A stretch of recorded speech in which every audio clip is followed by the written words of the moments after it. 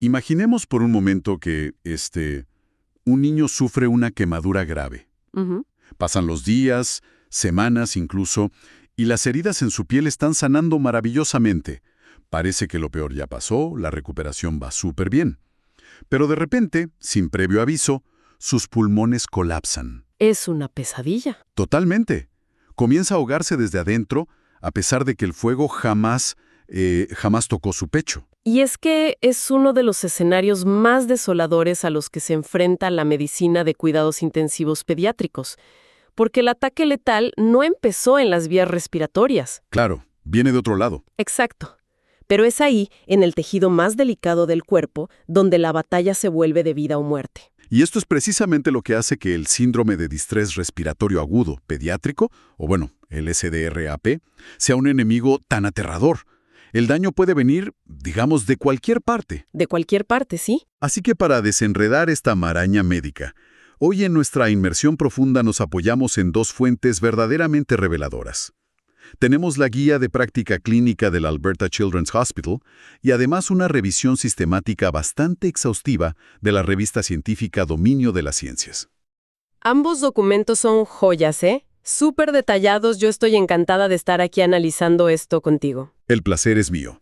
Nuestra misión hoy es entender por qué los niños no son una simple versión en miniatura de los adultos, cómo la ciencia mide el daño invisible sin añadir dolor y las estrategias mecánicas extremas que usan para salvar esos pulmones. Que son fascinantes, la verdad. Lo son. Así que, a ver, vamos a desglosar esto desde la raíz. ¿Qué provoca que un pulmón sano decida simplemente apagarse? Bueno, la palabra clave aquí es inflamación, pero a una escala catastrófica. O sea, el síndrome es una respuesta inmunitaria masiva y totalmente desregulada. Como el ejemplo de la quemadura que decíamos. Exactamente. Pensemos en esa quemadura o en una pancreatitis aguda, una infección en la sangre, una sepsis. El sitio original del problema envía una señal de alarma súper agresiva al sistema inmunológico. Entiendo. ¿Y esa señal viaja por la sangre? Sí, viaja por el torrente sanguíneo en forma de moléculas, las famosas citoquinas. Y cuando estas citoquinas llegan a los diminutos capilares que rodean los pulmones, bueno, provocan un caos absoluto. O sea, los vasos sanguíneos se vuelven permeables. Empiezan a gotear, ¿no? Empiezan a derramar un líquido rico en proteínas directamente hacia los alvéolos. Que son estos saquitos microscópicos del intercambio de oxígeno. Ajá. Así que el pulmón no se apaga por un problema mecánico, sino que se inunda con los propios fluidos del cuerpo. Es un edema agudo. ¡Wow! ¿Pero no tiene que ver con el corazón, digamos? Cero. No es un fallo del corazón bombeando sangre. Es un fallo en la contención de los vasos sanguíneos por el pánico del sistema inmune. Básicamente, los alvéolos son como esponjas perfectamente diseñadas, ¿verdad? Me gusta esa analogía. Tienen este jabón protector natural, una sustancia llamada surfactante que mantiene los pequeños sacos inflados, lubricados y, flexibles. Claro, vital para respirar. Pero este ataque químico llega, inunda todo, destruye ese jabón protector y las esponjas se colapsan por completo. Se llenan de sangre y proteínas. Y de repente pasan de ser estructuras ligeras a masas rígidas y endurecidas. Es aterrador pensarlo así. Es una descripción mecánica impecable del daño alveolar difuso. Y el problema es que, por mucho tiempo, la medicina cometió el error de diagnosticar y tratar este colapso en los niños usando las mismas reglas que en los adultos. Que son los famosos criterios de Berlín de 2012, si no me equivoco. Esos mismos. Lo cual suena a una receta para el desastre, francamente. O sea, un bebé de 6 meses no reacciona a una inflamación igual que un hombre de 40 años. Ni de cerca. Las diferencias metabólicas e inmunológicas son abismales. Los pediatras intensivistas se dieron cuenta de que, usando esos criterios de adultos, estaban dejando fuera a muchísimos niños que claramente tenían los pulmones destrozados. Claro, no encajaban en la cajita del diagnóstico. Exacto. De ahí nació la necesidad de crear reglas propias. Y ahí entra la conferencia PALIC. El Consenso de Lesión Pulmonar Aguda Pediátrica. Sí, que actualizó sus criterios de forma súper radical en 2023. Lo fascinante aquí es cómo decidieron apartarse de las exigencias rígidas de los adultos para, de verdad, capturar la realidad del paciente pediátrico. ¿A qué tipo de exigencias rígidas te refieres exactamente? Pues, por ejemplo, en los adultos, para diagnosticar este síndrome, la radiografía de tórax clásicamente debía mostrar un daño extenso y bilateral. o sea, los dos pulmones blancos en la placa. Así es. Pero la nueva guía pediátrica reconoce que un niño puede estar muriendo por este síndrome con un infiltrado nuevo en un solo lado. Exigir simetría perfecta en la imagen, bueno, estaba costando vidas. ¡Qué locura! Sí, y además fueron muy específicos al excluir enfermedades pulmonares perinatales. A ver, explícame eso. Digamos que si un bebé nace prematuro y sus pulmones aún no se desarrollaron, la fisiología de ese fallo respiratorio es súper distinta a la de un pulmón ya maduro que sufre un ataque agudo por, no sé, un virus o una sepsis. Tiene todo el sentido del mundo. Ahora, hay un criterio en esa guía PALIC que, la verdad me genera dudas. A ver, dime. Establecen una ventana de tiempo increíblemente estricta. Dicen que todo este colapso respiratorio debe ocurrir dentro de los 7 días posteriores al insulto clínico conocido. Ajá, los famosos 7 días. ¿Pero por qué la biología tendría un cronómetro exacto de 7 días? O sea, si el niño de la quemadura desarrolla el fallo al 10º día, ¿de repente ya no cuenta como CDR-AP? Entiendo tu punto. Ese número parece medio arbitrario, pero la verdad es que está anclado en la cinética de las citoquinas. ¿En cuánto tardan en actuar? Exacto.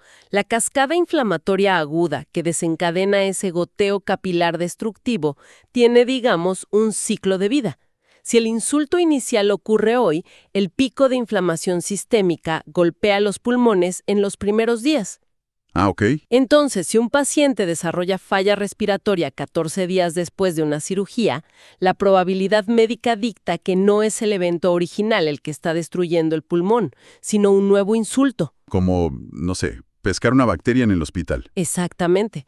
Quizá contrajo una neumonía bacteriana por estar conectado a un ventilador. Mantener la ventana en 7 días asegura que los médicos ataquen la verdadera tormenta química inicial y no un problema completamente nuevo. Claro, cambia todo el enfoque. Bueno, entonces, sabiendo que los capilares están goteando y las esponjas se están endureciendo, el siguiente paso crítico es medir qué tan grave es la inundación. Y ese es un reto gigante en pediatría. Me imagino, porque medir el oxígeno en sangre históricamente implica extraer sangre de una arteria, ¿no? Sí, los temidos gases arteriales. Y, a ver, tratar de insertar una línea arterial en la muñeca de un bebé de 5 kilos, que además está en shock, con las venas colapsadas, suena a una pesadilla logística y súper dolorosa. Es un procedimiento muy invasivo, muy propenso a complicaciones, trombosis, infecciones y, claro, un dolor extremo. En el mundo de los adultos, usar la relación entre el oxígeno en la arteria y el oxígeno que da el ventilador, La famosa relación PAO2-FiO2. esa misma, sigue siendo el estándar de oro en adultos. Pero el gran salto cualitativo en la pediatría, y esto lo detallan extensamente en las guías de Alberta, es abandonar esa dependencia ciega de la sangre arterial. ¿Y qué usan entonces? Confían en el índice de saturación de oxígeno, el OSI. O sea, es usar la tecnología a favor del paciente. Totalmente. Para mí es como revisar la temperatura de un motor que está al borde del colapso mirando la computadora del tablero del auto. Esa es una gran analogía. Sí, en lugar de abrir el capó, desconectar mangueras y, no sé, meter un termómetro directamente en el aceite hirviendo. Evitas un daño colateral enorme en el niño. Tal cual. El OSI toma la saturación de oxígeno transcutánea. Básicamente, el clásico oxímetro de pulso. Ese clip con luz roja que te ponen en el dedo. O en el pie, si es un recién nacido. Luego, la fórmula multiplica ese porcentaje, que es cero invasivo, por la presión de aire que está empujando el ventilador y la fracción de oxígeno puro que el paciente respira. Una ecuación matemática elegante. Y te permite estratificar el daño en leve, moderado o severo, de una forma casi indolora. Y, la verdad, las estadísticas asociadas a estos índices muestran un panorama brutal en los documentos. Exponen que cuando este índice, o el índice de oxigenación equivalente, está por debajo de 16, la mortalidad ya ronda entre el 10 y el 20%. Sí, 1 de cada 5 niños. Es altísimo. Y ese es solo el punto de partida, porque cuando la inflamación arrasa y el índice supera el umbral de 16, catalogando la enfermedad como severa, el riesgo de mortalidad salta a un aterrador 30 a 40%. Es ahí cuando entramos en pánico, digamos. En ese momento, la unidad de cuidados intensivos entra en una fase operativa totalmente diferente. Empieza el acto de equilibrio. Un equilibrio médico verdaderamente precario donde las terapias, te juro, parecen contradecir la lógica básica de la medicina. Pues entremos de lleno en ese equilibrio, porque aquí es donde las decisiones médicas me parecieron fascinantes y francamente aterradoras. Hablemos de los fluidos. Uy, un tema súper debatido. Llega un niño con este síndrome desencadenado por una sepsis masiva. Su presión arterial está por el suelo. Está en shock. Sí, A ver, la primera regla de emergencias que te enseñan en cualquier cursito de primeros auxilios es reponer líquidos, ¿no? Meter suero para mantener la sangre fluyendo a los órganos vitales. lógico, para subir la presión. Pero la guía de Alberta dice exactamente lo contrario. Dicen que corten los fluidos a la mitad y además den medicamentos para orinar. ¿Cómo no matan los riñones del niño al hacer eso? Es que es un dilema agónico. Te entiendo perfecto. En un estado de shock, es cierto, los riñones, el hígado, el cerebro, todos están gritando por más volumen de sangre. Están sedientos. Pero debemos recordar cuál es el daño principal aquí. El endotelio capilar de los pulmones está destrozado, está permeable. Lleno de agujeros microscópicos. Exacto. Si inyectas litros de solución salina por la vena para subir la presión arterial, ese líquido simplemente no se queda en las venas. Se fuga inmediatamente a través de esos agujeros directo hacia los pulmones. ¡Wow! O sea que al intentar salvar los riñones con más fluidos, Literalmente ahogas al paciente desde adentro, empeorando todo ese edema del que hablábamos. entonces tienen que priorizar el pulmón sobre el resto de los órganos. Limitan los líquidos al 50% de los requerimientos y usan los diuréticos tempranito para forzar al cuerpo a expulsar el agua. Tienen que hacerlo. Porque sin el intercambio de oxígeno en los pulmones, el resto de los órganos va a morir de todos modos, sin importar cuánto líquido tengan circulando. Es una decisión fuertísima. Lo es. Ahora, hay que aclarar que limitar fluidos no significa matar de hambre al paciente. Al contrario, la guía hace un énfasis inmenso en la nutrición enteral temprana. Alimentarlos rápido por sonda, digamos. Sí, se recomienda que ya para el tercer día el niño esté recibiendo al menos 1.5 gramos de proteína por kilo de peso, directo al estómago o a los intestinos. Me imagino que el cuerpo entero se convierte en un horno quemando energía para combatir esa inflamación bestial. Es un hipercatabolismo devastador. El sistema inmunológico requiere tantísima energía para esta guerra celular, que el cuerpo comienza a canibalizar sus propios músculos para obtener aminoácidos. Si no se los das tú en la fórmula, claro. Exactamente. Y si el niño no recibe esa proteína densa rápidamente, los músculos que se encargan de respirar, como el diafragma, se atrofiarán a tal grado que aunque el pulmón sane mágicamente en 2 semanas, no tendrá fuerza física para respirar por sí mismo. ¿Y se quedaría conectado al ventilador para siempre? Un desastre. Y hablando del ventilador, ese es el segundo gran choque contra la intuición médica. La famosa ventilación protectora pulmonar. El pilar del tratamiento respiratorio. Pero piénsalo, tienes pulmones duros, llenos de líquido y colapsados.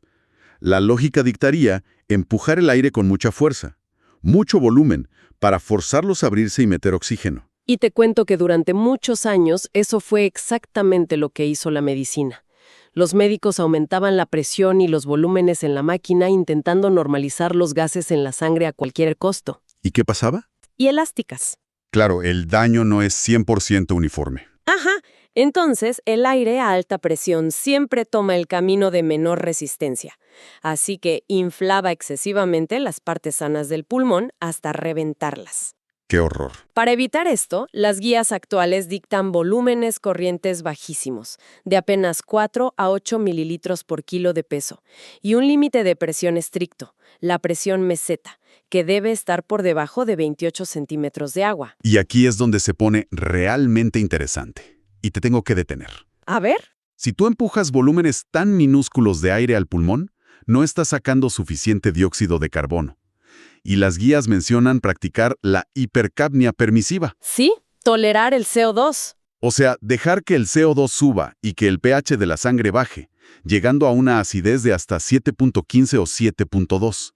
Pero todo lo que nos enseñan en la escuela es que el dióxido de carbono es tóxico, es un veneno y que la sangre ácida destruye células. ¿Cómo un médico observa un monitor marcando niveles letales de CO2 en un niño y dice, no pasa nada? Suena a negligencia deliberada, ¿verdad? Totalmente. Pero es el principio básico de los cuidados críticos modernos. Elegir el mal menor de manera controlada. El cuerpo humano es asombrosamente adaptable. ¿Puede aguantar tanta acidez? Puede sobrevivir días o semanas con niveles altos de CO2 y un ambiente ácido, siempre y cuando la oxigenación al cerebro y al corazón sea adecuada. Esa acidez temporal genera somnolencia y algunos desajustes. Sí, pero se manejan con medicamentos. O sea, porque forzar la expulsión de ese CO2 requeriría las presiones altísimas que dijimos que destrozarían los alvéolos sanos. Precisamente, el daño mecánico al reventar los alvéolos sería permanente, dejaría cicatrices terribles, mientras que el desajuste químico por el CO2 es 100% reversible. Es un pacto fisiológico, digamos. Aceptamos un ambiente tóxico hoy para preservar la estructura del pulmón para mañana. Me encanta cómo lo resumes, es exactamente eso. Sin embargo, los documentos también abordan los escenarios donde este pacto simplemente fracasa. Ese alarmante subgrupo que cruza el umbral del 30 o 40% de riesgo de muerte. Cuando la ventilación protectora ya no alcanza. Exacto. Deja de entregar el oxígeno mínimo para mantener vivo el cerebro. Y ahí el arsenal cambia drásticamente. Entramos en el territorio de las terapias de rescate, maniobras extremas para exprimir hasta la última molécula de oxígeno posible. La primera que mencionan es la evaluación de PIP en escalera. En lugar de dar grandes bocanadas, incrementan la presión de base, esa presión que queda adentro del pulmón al exhalar, La van subiendo poco a poco, escalón por escalón. intentando abrir las esponjas colapsadas. Intentan encontrar el punto exacto, el milímetro de presión perfecto, donde esos alvéolos pegajosos por fin ceden, se despegan y se abren, sin reventarse. Pero debe ser un equilibrio delicadísimo. Al punto de que un error de cálculo puede comprimir el corazón dentro del pecho por el exceso de aire, colapsando la circulación. ¡Wow! Y si subir la presión no abre el tejido, cambian la gravedad. La maniobra de decúbito prono. Voltear al paciente boca abajo. Sí, durante más de 16 horas al día. Y parece una solución tan, no sé, analógica para una UCI de alta tecnología. Pero la revisión detalla cómo esto libera la parte trasera de los pulmones del peso del corazón. Funciona increíblemente bien para redistribuir el flujo de sangre. Pero hay un detalle oscuro aquí. Para hacer esto, recomiendan usar bloqueo neuromuscular, parálisis médica.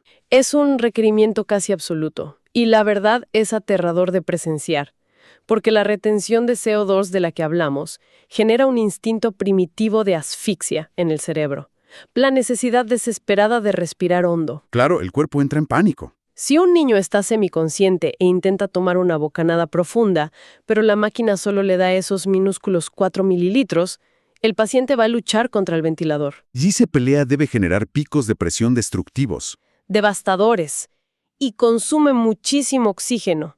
Así que inyectan los paralizantes químicos, apagan todos los músculos esqueléticos, desde los dedos hasta el diafragma, El niño queda en una inmovilidad total. dejando a la máquina el control absoluto. Esto permite que descanse boca abajo, lleno de tubos y catéteres, sin riesgo de extubarse en un ataque de pánico instintivo. Es asombroso. Y cuando la ventilación tradicional, incluso estando boca abajo y paralizado, ya no da más de sí, la guía de Alberta introduce el uso de la ventilación de alta frecuencia oscilatoria, la famosa BAFO. Una máquina muy particular. Las frecuencias que describen van de 5 a 10 hercios. A ver, estamos hablando de 300 a 600 ciclos por minuto. Esto ya no es respirar. No, se abandona por completo el paradigma de inhalar y exhalar. La BAFO mantiene los pulmones inflados a una presión constante, como un globo estático. Y luego un pistón en la máquina crea vibraciones diminutas, súper rápidas. Para la audiencia, piensen en el jadeo acelerado y superficial de un perro extenuado en pleno verano. Ándale, tal cual. El perro no está llenando sus pulmones lento y profundo, está haciendo vibrar columnas minúsculas de aire en su garganta rapidísimo. La BAFO hace vibrar el pecho del niño a tal velocidad que casi se ve borroso. Es impactante visualmente. Y el intercambio de gases se realiza por pura difusión molecular en el borde de los alvéolos, evitando expandir y contraer el tejido. Pero si conectamos todo esto, o sea, ni la presión en escalera, ni ponerlo boca abajo, ni paralizarlo, ni vibrar el pecho, son curas reales, ¿no? Ninguna de estas cosas ataca el virus o la inflamación original. Tienes toda la razón. Y es duro admitirlo, pero son puras tácticas dilatorias. Solo compran tiempo. Absolutamente. Todo este esfuerzo titánico tiene un solo objetivo: comprar tiempo para que el cuerpo del niño, junto con los antibióticos, apaguen la tormenta inmunológica antes de que los órganos fallen. Pero cuando se acaba ese tiempo, Las guías revelan los recursos definitivos. Mencionan, por ejemplo, usar óxido nítrico inhalado para dilatar los vasos sanguíneos. Solo si hay hipertensión pulmonar por el estrés. Y el paso final, cuando el índice de oxigenación supera el 35. El riesgo de muerte inminente exige la ECMO, la oxigenación por membrana extracorpórea. La ECMO es el puente definitivo. Es física bruta aplicada a la supervivencia. ¿Cómo funciona exactamente? Consiste en insertar cánulas, unos tubos del grosor de un dedo, directamente en los grandes vasos del cuello o el corazón del niño. Una bomba externa saca litros de sangre oscura, la pasa por un pulmón artificial sintético que hace el intercambio de gases y bombea sangre oxigenada de vuelta al cuerpo. O sea, pasan por alto los pulmones biológicos por completo. Los apagan. Los dejan descansar sin presión mientras la máquina externa hace todo el trabajo. Pero esto debe conllevar riesgos astronómicos. Masivos. El riesgo de coágulos en un circuito plástico es altísimo, así que el paciente recibe dosis gigantescas de anticoagulantes. Lo que abre la puerta a hemorragias. Hemorragias cerebrales catastróficas. Es una terapia que balancea la vida al filo de la navaja, literal, y solo se usa cuando la alternativa es la muerte segura en unas horas. Hay un debate sobre medicamentos en las fuentes que necesito entender antes de terminar, porque parece contradecir todo lo que hablamos. A ver, los corticosteroides. Exacto. Si este síndrome es una tormenta inmunológica masiva, la lógica dice que hay que detener el sistema inmune, inundar al paciente con esteroides para apagar la inflamación. Las guías de adultos lo respaldan muchísimo. Es verdad. Sin embargo, la Conferencia Pediátrica de 2023 advierte fuertemente que no deben usarse de rutina en niños. ¿Por qué negarle a un niño algo que claramente ayuda a los adultos? Es el recordatorio perfecto de por qué nació esa conferencia pediátrica. La respuesta inflamatoria de un niño en desarrollo y cómo procesan los medicamentos difiere muchísimo de un adulto con un sistema ya envejecido. No funcionan igual. Para nada. Los ensayos clínicos en pediatría mostraron que dar dosis masivas de esteroides a ciegas a menudo resulta en debilidad muscular profunda o infecciones fatales intrahospitalarias, anulando cualquier beneficio pulmonar. Así que prefieren no lanzar la bomba de esteroides a ciegas si no conocen el tipo exacto de inflamación, el fenotipo. Exactamente. Se requiere evidencia irrefutable. La única excepción reciente fue un fenotipo muy particular inducido por el virus SARS-CoV-2, donde los beneficios sí superaban los inmensos riesgos. Entonces, ¿qué significa todo esto para quienes nos escuchan hoy? Navegar por la guía de Alberta y la revisión sistemática nos muestra que el síndrome de distrés respiratorio agudo pediátrico es mucho, mucho más que un pulmón averiado. Es un incendio sistémico. Que exige un enfoque quirúrgicamente preciso. Obliga a medir el daño a través de la piel con el OSI, a limitar los líquidos aunque el cuerpo pida volumen y a ejecutar terapias extremas. Desde tolerar la toxicidad química hasta inducir parálisis o usar la ECMO. Todo en la desesperada búsqueda de comprar un día más. Y tras analizar todas estas hazañas mecánicas, creo que nos queda una reflexión provocativa hacia el horizonte de la medicina para la audiencia. A ver, cuéntanos. Si entendemos que esta patología es una traición del propio sistema inmunológico, ¿podría el futuro alejarse totalmente de inflar los pulmones con máquinas más potentes? O sea, ¿dejar de usar ventiladores? Tal vez. Tal vez la verdadera frontera no esté en mejores máquinas, sino en terapias a nivel celular. Hackear la cascada inmunológica en las primeras horas, neutralizar las citoquinas antes de que la primera gota de líquido alcance los alvéolos. ¡Wow! Apagar el fuego de la tormenta sistémica mucho antes de que se acerque a esas esponjas protectoras en el pecho. Ese es el futuro. Es un enigma fascinante para dejar a la audiencia reflexionando. ¿Cómo comenzamos tratando de entender la asfixia de un niño herido y terminamos en los límites del soporte vital y la reprogramación celular? Una ciencia increíble. Sin duda. Una inmersión profunda esencial para comprender los frágiles hilos que sostienen el aliento de los pacientes más jóvenes. Gracias por acompañarnos.